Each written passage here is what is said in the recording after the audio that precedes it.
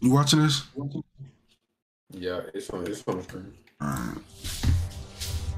This nigga got a whole Christ thing.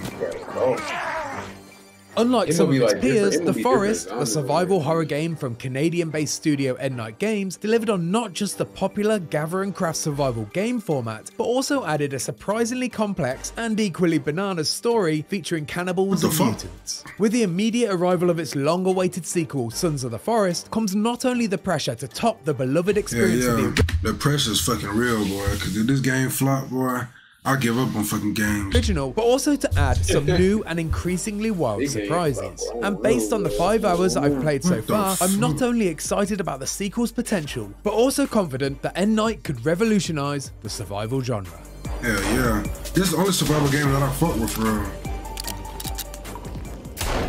we tried that. The Forest begins with a simple premise. You've crash landed on a mysterious peninsula and begin your quest to survive at all costs. There was also the optional objective of finding your kidnapped I don't need son, the a Forest task that game, would but I take you need the down a Forest wild 2 and game. disturbing narrative rabbit hole populated by flesh-hungry mutants. Sons of the Forest I remember largely that, I shares the remember that same shit. That shit was setup, hard as fuck to substituting beat. your son for a missing billionaire. It's a basic idea, but one that allows you to jump straight into the action, allowing players who have no intention of progressing the rescue mission to solely focus on building their very own lakeside resort with some friends right away. Just like its predecessor, you can play, build, and cause chaos with 7 of your friends in co-op. But you can still see Damn, 7 of your friends?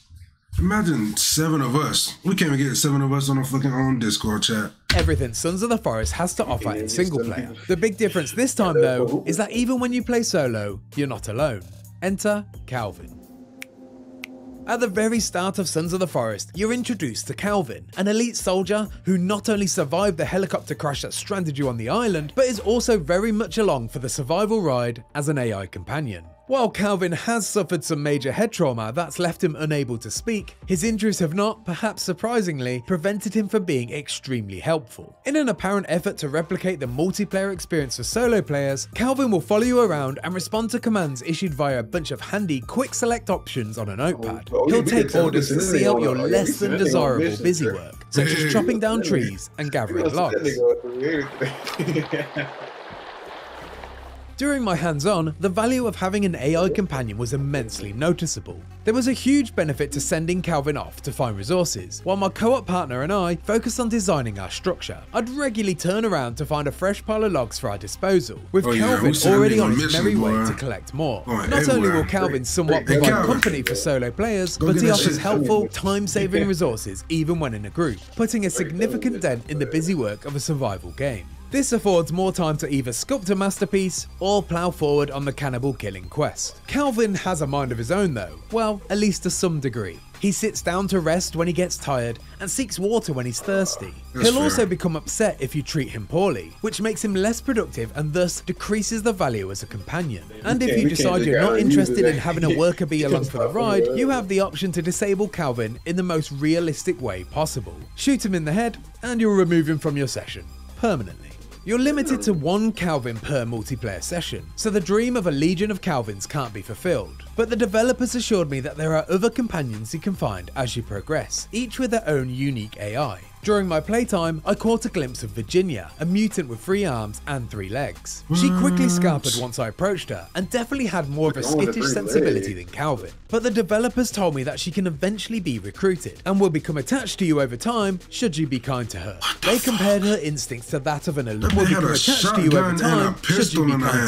They compared her instincts to that of an elusive and independent cat, which stands in opposition to Calvin's lovable and obedient dog. The AI improvements aren't limited to just companions though. On our expedition we came across several groups of enemies, ranging from a cluster of cannibals to a mob of monstrosities, each demonstrating their own impressive decision-making abilities. It felt like my enemies were thinking and making active decisions based on not only my actions, but also their situations and environment.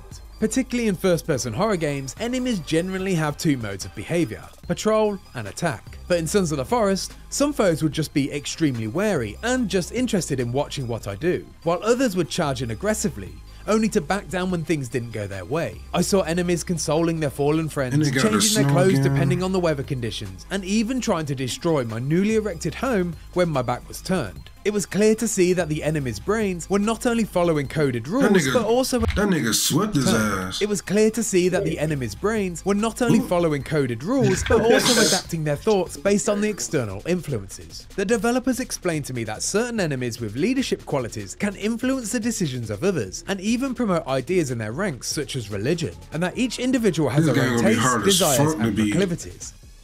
Oh shit! You can have pistols on there?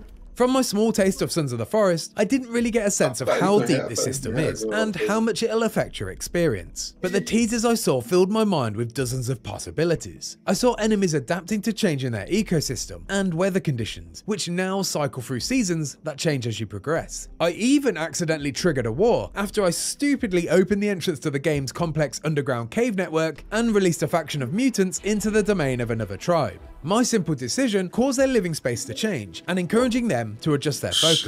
And after that little taste of chaos, I can't wait to see how flexible this system can be. As you'd expect, the titular forest makes a return, and it looks better than ever. From the complex density of foliage, to the gorgeous rainfall and beautifully lit cave stalactites amongst the hanging corpses and mutant fetuses, the graphical power on show here rivals the majority of AAA releases. It was a joy to explore without even the slightest hint of repetition in its design. With a tease of bunkers, villages, and God knows what else in a world that's promised to be 4 times larger than the original, I can easily see myself getting lost and then sidetracked in the wilderness for hours on end. But at its core, Sons of the Forest is a survival game, and so when you're not exploring, there's a good chance you're building. The construction tools have been significantly overhauled for the sequel. Gone are the floating blue ghost building blocks, replaced by user-friendly, realistic presentation of wilderness carpentry.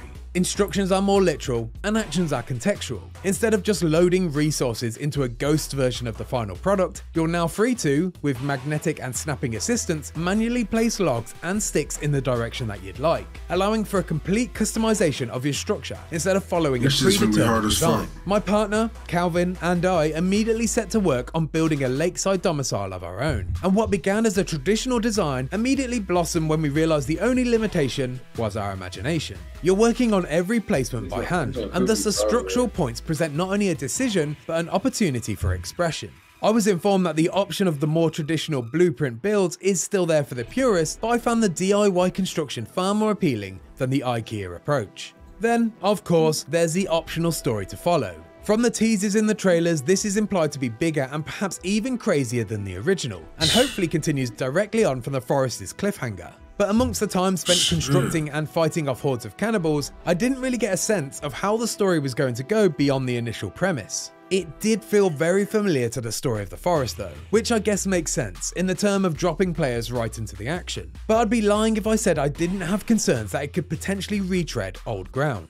My hope is this simply serves as a jumping off point to go in some truly crazy directions, and it develops a narrative through line from the first game that still feels cohesive. But time will tell once I get my hands on the full game and manage to pull myself away from building a replica of the Ewok village and destroying the lives of the unsuspecting locals. Sons of the Forest appears to evolve and build on every aspect of its predecessor, with a focused goal of realism and developing a flexible ecosystem. And it feels like the building blocks are there to create something truly special. But its killer feature is the addition of impressively sophisticated and smarter AI enemies and companions that could not only provide a huge leap forward for the series, but the survival game genre as a whole.